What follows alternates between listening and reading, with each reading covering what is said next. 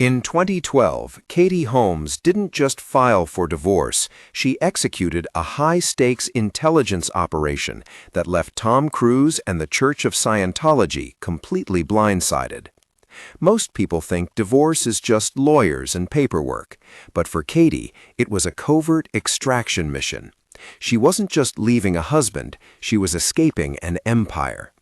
Tom Cruise was one of the most powerful men in Hollywood, filming his sci-fi epic Oblivion in Iceland, thousands of miles away. Back in New York, he had Katie surrounded by a massive security apparatus, drivers, bodyguards, and assistants who reportedly reported directly to him and the church. Yet somehow, right under his nose, Katie vanished. How did she do it? She used a tool usually reserved for drug dealers and spies, a disposable burner phone. While allegedly professing her love to Tom on her monitored lines, she was secretly coordinating with high-powered divorce attorneys on an untraceable device smuggled to her by a friend. But the truth is much darker than just a clever trick.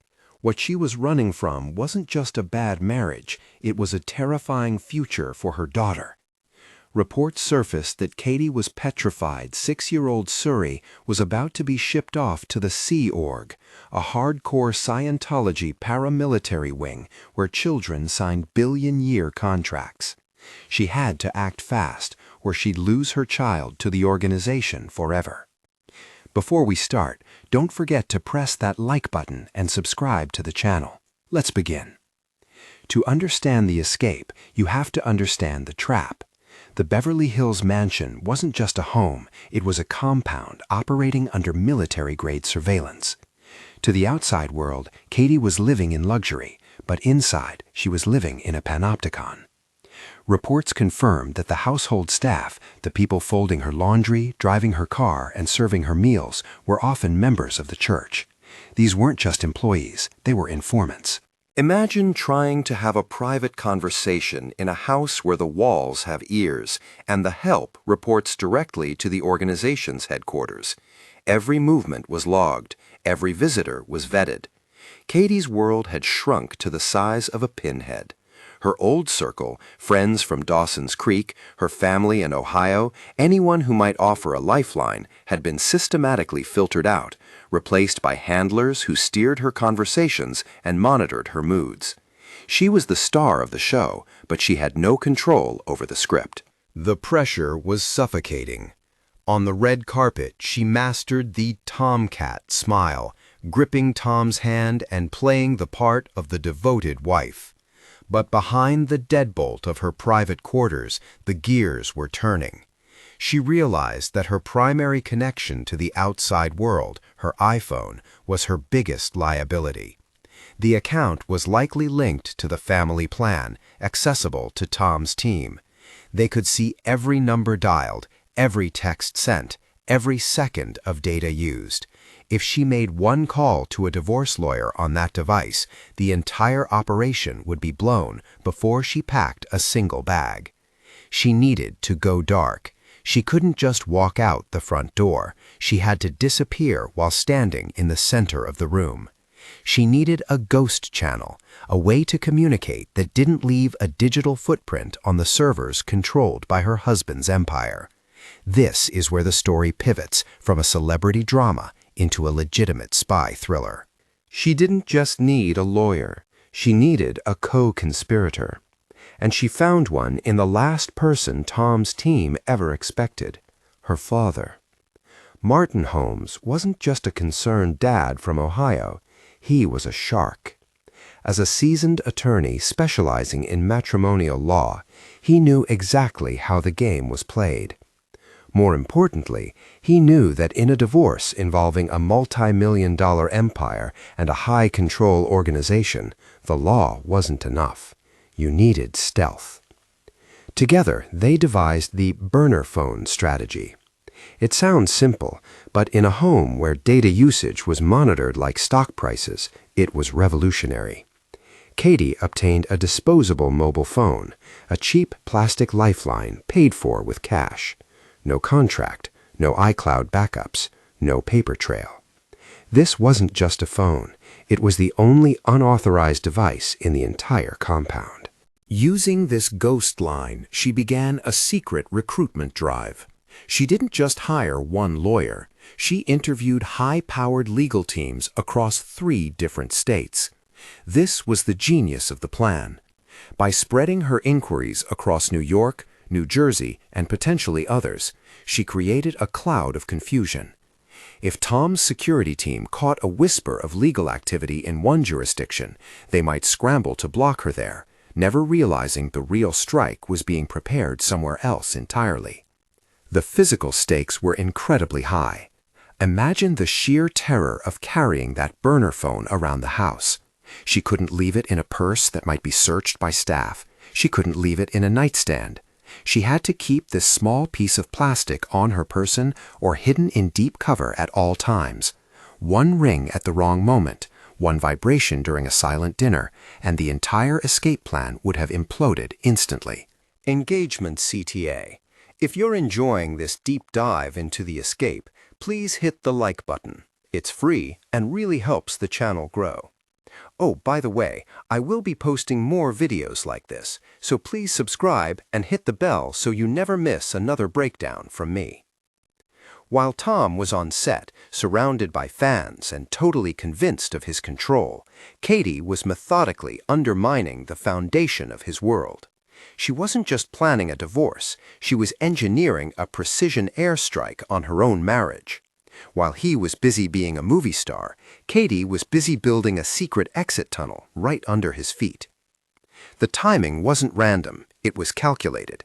For years, observers wondered why Katie stayed, but the real question is why she left specifically in June 2012. The answer boils down to a single terrifying number: 6. Suri was turning 6 years old. In the secular world, that's just first grade and loose teeth. But inside the high-control environment Katie was navigating, 6 is widely reported to be the threshold for security checking. This isn't Sunday school, it's an interrogation. Reports indicate that at this age, children can be subjected to auditing, hooked up to an e-meter, a device that measures electrical resistance in the body, and grilled with questions. Have you ever kept a secret? What has someone told you not to tell? Katie looked at her daughter and saw the future Tom reportedly wanted for her, the Sea Org. This is the church's paramilitary wing, where members sign billion-year contracts, yes, literally 1 billion years, pledging their eternal souls to the cause. It's a life of hard labor, isolation, and rigid discipline. The rumors were swirling that Suri was next in line for this indoctrination. That was the red line. The gloss of the movie premieres and the luxury lifestyle instantly evaporated. This stopped being a divorce negotiation and became a hostage extraction. Katie realized she couldn't just leave, she had to vanish. She began executing a plan that would make a CIA operative sweat. While still playing the role of the doting wife, she secretly rented a private apartment in New York City's Chelsea neighborhood. This wasn't just a backup pad, it was a safe house. To avoid triggering any financial alarms that Tom's business managers would see, the logistics of securing the lease had to be invisible. Slowly, methodically, she began siphoning supplies out of their shared home. It was a sleight of hand, moving clothes, toys, and essentials into the secret apartment, one undetected bag at a time. She was staging her new life while still sleeping in the old one. But a safe house is useless if you can't get to it. She needed the physical window to run. She needed Tom on a plane, thousands of miles away, isolated by time zones and work schedules. She needed him to feel safe so she could be dangerous. June 2012. Tom Cruise was standing on a volcanic crater in Iceland, filming Oblivion. The location was desolate, beautiful, and thousands of miles from the danger growing in his own home. He was days away from turning 50, a milestone he planned to celebrate with Katie, hiking the glaciers. He was the biggest movie star on Earth, accustomed to controlling every angle, every light, every line of dialogue. He thought the distance was just geography.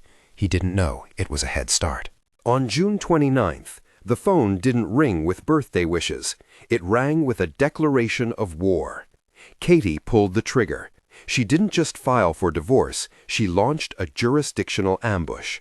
She filed in New York City, a move that legal experts called a masterstroke. In California, courts default to joint custody, a system that would have given Tom, and by extension the church, continued access to Suri's upbringing. But New York is different. New York judges are known to grant sole custody if the parents are in conflict, especially regarding religious interference. By filing there, Katie wasn't asking for a compromise, she was asking for a firewall. Tom was stunned. His team was scrambling to get a read on the situation, but they were already blind. Katie had anticipated the surveillance that often surrounds high-profile Scientology defectors. For weeks, she had been using a disposable burner phone provided by a friend to coordinate with her lawyers, bypassing the communication network Tom's people monitored. Then came the physical purge. For years, Katie's security team had consisted of men employed by Tom, handlers who were ostensibly there to protect her, but who ultimately reported to him. In one fell swoop, she fired them all. She replaced them with a new hand-picked team of bodyguards with zero ties to the organization. She changed her phone number. She changed the locks. She didn't just leave a marriage, she cut the feed. By the time Tom realized what was happening, the woman he thought he could control had built a fortress he couldn't penetrate. What followed wasn't a negotiation. It was a siege that should have lasted a decade. In Hollywood, divorces of this magnitude are usually wars of attrition, bleeding out over years and dominating news cycles. Brad and Angelina took 7 years. Kim and Kanye took 2. But the dissolution of Tom and Katie, it was over in 11 days. The speed was baffling to the public, but the reason was terrifyingly simple. Katie wasn't playing for money, she was playing with dynamite. She understood that in a public trial, the one thing the organization fears most, transparency, would be unavoidable. If the case went to discovery, the veil of secrecy protecting the church's inner workings would be torn down.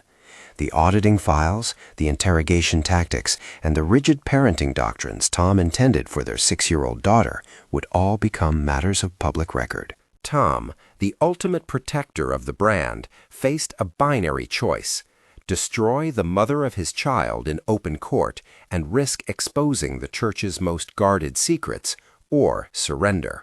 He folded. On July 9, less than 2 weeks after the ambush began, the ink was dry.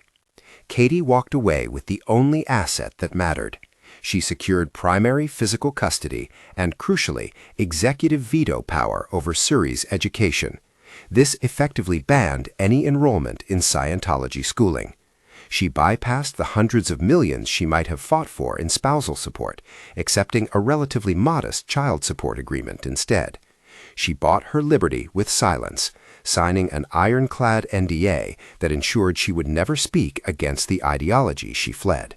But she didn't need to speak. Her actions had already screamed the truth. In the end, that burner phone didn't just make a call. It unlocked the greatest escape in Hollywood history.